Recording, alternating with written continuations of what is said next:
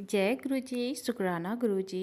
अनंतम अनंतम शुक्राना गुरु जी। गुरु जी के चरणों में मेरा कोटि कोटि प्रणाम और सारी संगत जी को जय गुरु जी। तो संगत जी, हर दिन की तरह आज फिर से मैं एक नया सत्संग लेकर आई हूँ और वो सत्संग बहुत ही ब्लेसिंग भरी सत्संग है। तो सत्संग को पूरा सुनिएगा, अंत तक सुनिएगा और गुरु जी की ब्लेसिंग लीजिएगा। तो चलिए सत्संग को शुरू करते हैं। जय गुरु जी, शुक्राना गुरु जी, जय गुरु जी आंटी जी, जय गुरु जी संगत जी। मैं अम्बाला से बोल रही हूँ। मेरा ये शुक्राना सत्संग शेयर करना चाहती हूँ अपना। कल वीरवार था, मैं अपना शुक्राना सत्संग 3 वीरवार करना था, मैं नहीं कर पाई। सॉरी संगत जी, सॉरी गुरु जी। क्या हुआ कि कल वीरवार को मेरे हस्बैंड अंकल जी और मैंने अपने जठेरों का मत्था टेकने के लिए ऊना साइड जाना था। तो फिर उस बीच में आपको सत्संग शेयर नहीं कर पाई अपने वीरवार का।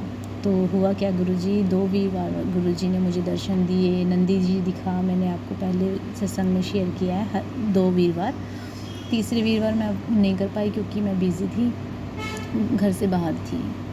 तो इसलिए तीसरे वीरवार क्या हुआ, हम जठेरों के मत्था टेकने के लिए गए। मेरी शादी को 7-8 साल हो गए हैं।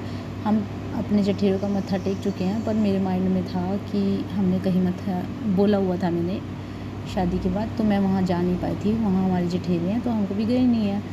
तो एक्चुअली क्या हुआ, मेरे हस्बैंड अंकल ने बोला चलो कल चलते हैं वीरवार को। हम गए तो हमें रास्ता पता नहीं था। हमने किसी से फ़ोन करके पूछा था कि ऐसे ऐसे रास्ता है, वहाँ जाके हमें कॉल करना। हमने कहा चलो ठीक है, हम ऊना पहुँच जाते हैं पहले, फिर कॉल करते हैं। हम ऊना पहुँचने वाले थे गुरुजी संगत जी।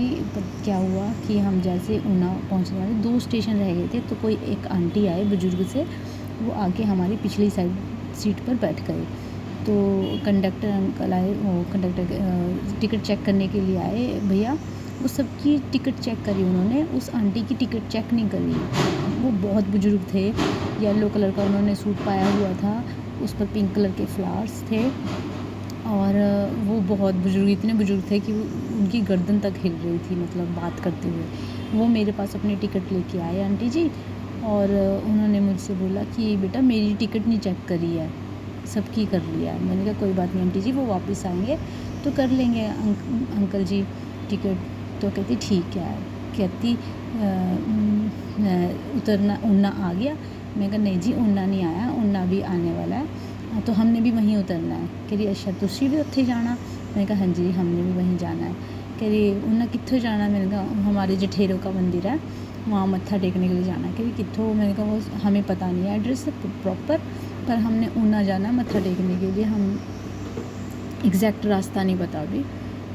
तो हमने बताया अपने सोहता का जठेरे है हमारे वहाँ पे, तो वहाँ पे जाना है। कि ओहो मैनू पता हैगा सब, उत्थे मैं लैके जावांगी तुहानू। पूरी पंजाबी में, ठेठ पंजाबी में बोलते कि मैनू सब पता हैगा उन्हां दे बारे विच, तुसी कित्थों जाना, मैं तुहानू लैके जावांगी, उत्थे मेरी बेटी दा घर हैगा वा, मैं उत्थे ही मैं मेरे नाल चली तुसी। हमने फिर भी सोचा काफ़ी बुजुर्ग है, चलो कोई बात नहीं, आंटी को हाँ जी कह दिया। और फिर मैंने अपने हस्बैंड को बताया कि आंटी रास्ता बता रहे हैं पूरा। तो मेरे हस्बैंड अंकल को उन्होंने सारा बताया कि यहाँ ये ऐसे है वैसे है। मैंने कहा हम तो पहली बार जाते हैं, हमें कुछ नहीं पता। तो यकीन नहीं करोगे, मतलब जी वो आंटी जी ना, बारिश हो रही थी कल, बारिश ऐसे हो रही थी जैसे कि मतलब आज ही मतलब सारी बारिश हो जाएगी गुरु जी। स्टेशन पे इतनी बारिश, और मेरा बेटे को ज़ुकाम हो गया, मतलब कि बहुत ज़्यादा बुरा ज़ुकाम हो गया ठंड के मारे, क्योंकि हम तो उसको हल्के कपड़े पहना के लेके गए थे गर्मी के हिसाब से, और वहाँ बारिश बहुत तेज़ थी, ठंड लग गई उसे। तो हम अपने बेटे को बचा के सीढ़ियों पे से परली साइड लेके जा रहे थे। गुरुजी वो इतने बुजुर्ग आंटी थे, हमसे पीछे वाली दरवाजे से वो उतरे, और क्या हुआ, मैं उनसे आगे थी, मेरे हस्बैंड अंकल आगे थे, बेटा आगे था। वो आंटी मतलब हमसे पीछे उतरे हैं, और वो मतलब सीढ़ियों पे आगे आगे। मैं कहूँ ये इतना बड़ा बैग लिया हुआ है उन्होंने काले रंग का, और वो आंटी इतने बुजुर्ग हैं, हमसे आगे आगे हैं। इवन कि मैं उनको फिर से क्रॉस करके आगे निकली कि बेटे को बचा के लेके जाना था मुझे बारिश से, सीढ़ियों पे से। तो हम उसको, बेटे को लेके मैं आगे जैसे ही निकली उनसे, फिर थोड़ी देर बाद क्या देखती हूँ गुरुजी, वो फिर मेरे से आगे आ गई है सीढ़ियों पे। मैं देख रही हूँ यार इतनी बुजुर्ग आंटी, ये कैसे एकदम क्रॉस करके, और मुझे दिख भी नहीं रही है मेरे से आगे कैसे आ रही है। फिर हमने उस टाइम ध्यान ही नहीं दिया, मतलब कि फिर हमने सोचा कि चलो गुरुजी की होती है, कोई ना कोई सहारा बन ही जाता है हमें। तो मैं जैसे नीचे उतर के हम अपने सीट पे बैठने लगे, वो बैठे हुए हैं ऑलरेडी वहाँ पर। कहते इधर आ जाओ पुत्र, इधर आ जाओ। मैंने कहा कोई बात नहीं आंटी जी, इतने कह रही इतने आके बैठ जाओ। मैंने कहा कोई नहीं जी। फिर हम वहाँ पर आके बैठ गए। तो हमने चाय वगैरह ली, हमने आंटी को भी चाय वगैरह दिलाई, तो उन्होंने भी चाय वगैरह पी वहाँ पर। चाय पी के बारिश ही नहीं रुक रही थी। फिर 10:30 बजे, 11:45 बजे वहाँ ट्रेन थी। 11:45 बजे आधे घंटे 1 घंटा हम वहीं बैठे रहे ऊना में। फिर उससे आगे जाना था खंड पिंजौर वगैरह। तो उन्होंने कहा कि खंड पिंजौर की जगह है वो तुम्हारा जठेरे का मंदिर है। मैंने कहा ठीक है। मैंने कहा मैंने अपने हस्बैंड अंकल को कहा एक बार पूछ लेना चाहिए हमें, जिनसे हमने रास्ता पूछा था।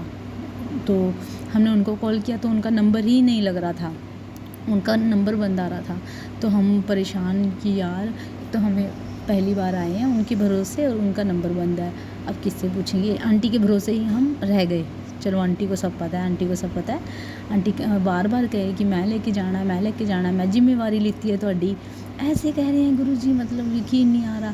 फिर वो हमें पूरे रास्ते लेके गए, और एक हमें वहाँ का पता नहीं था, तो हमें अनजान समझ के ऑटो वाले 700 रुपये 800 रुपये मांग रहे हैं, जबकि इवन की बस स्टैंड जाना था, वो 5 मिनट का रास्ता था। 5 मिनट के रास्ते के लिए हमें मतलब उल्लू वो कहती आंटी कह रही ਤੁਹਾਨੂੰ उल्लू बनाते पे हैं, 20 रुपये ਦੀ वो हो जानी हैगी है, ਇੱਥੇ तक ही तो जाना हैगा, ਤੁਹਾਨੂੰ उल्लू बना के ਤੁਹਾਡੇ ਕੋਲ 15 1600 रुपये ले लेने हैं ਇਹਨਾਂ ने। फिर वही हुआ, आंटी जी हमारे साथ गए, कहती मैं लेके जाती हूँ। मैं दूसरे ऑटो से उन्होंने बात करी, उनके साथ हमें लेके गए। तो हम उस ऑटो में 20 रुपये में ही गए। तो उसके बाद जी हम जैसे वहाँ पहुँचे, हम बस स्टैंड पे पहुँचे, बेटा को दवाई दिलाई हमने वहाँ से मेडिकल स्टोर से। फिर आंटी ने मतलब हमारी वजह से अपनी बस छोड़ दी, क्योंकि हमें तो दवाई लेनी थी ज़रूरी।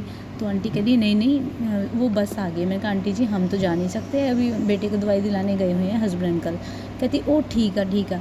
फिर वो भी हमारे साथ ही बैठी और बस को कहा जाओ, मैं दूसरी बस में आ जाऊँगी इनके साथ। तो मतलब गुरुजी वो हमें पूरे रास्ते लेके गए। फिर उन्होंने हमें जठेरों के दरवाजे पे छोड़ा, जहाँ पर मतलब लिखा हुआ था जठेरियाँ का मतलब मंदिर वगैरह, पर एग्जैक्ट प्रॉपर नहीं लिखा हुआ था, वहाँ जठेरे लिखा हुआ था जस्ट। वहाँ 2-3 जाने पंजाबियों के जठेरे हैं। तो फिर गुरुजी आंटी को कहती नहीं यहाँ पे नहीं है, तुम्हारा रास्ता ये है। मैंने कहा नहीं यहाँ पे आंटी कुछ और लिखा हुआ है, ये तो किसी और के जठेरे हैं। कहती नहीं तुम्हारा जठेरे भी यहीं पे आएगा। तो पंजाबी च बोल रहे थे वो। तो फिर हमने ना उनकी बेटी से बात करी फ़ोन पे, तो उन्होंने कहा कि सीधा निकल जाओ। तो हम गलत जगह निकल गए, उन्होंने मतलब लेफ़्ट बोला, हम राइट की साइड सीधा निकल गए। दोनों साइड चढ़ाई थी। तो आंटी मतलब कि जो पूरे रास्ते अपना बैग छोड़ के कहीं जा भी नहीं रहे थे, वो हमारे लिए अपना बैग छोड़ के हमारे पीछे आ गए, जिस साइड हम निकल गए। तो हमें देखते मैंने कहा आंटी पीछे आ रही है, और हम किसी से रास्ता पूछ रहे थे कि आगे जठेरे का रास्ता किधर है। तो किसी अंकल को रोक के पूछ रहे थे। तो आंटी कहती तुम गलत चले गए हो, तुसी गलत चले गए हैगे, ਇੱਥੇ नहीं जाना हैगा, मैं ਤੁਹਾਨੂੰ कहती पई हाँ कि ਉੱਥੋਂ ही जाना हैगा। मैंने कहा ठीक है आंटी जी, आंटी ठीक है आप बैठिए आराम से। फिर हमने कहा आपका बैग, कह ਉੱਥੇ ही पिया हैगा। मैंने कहा देख लो हमारे पीछे अपना बैग वगैरह छोड़ के, इतनी बुजुर्ग है और आगे हैं।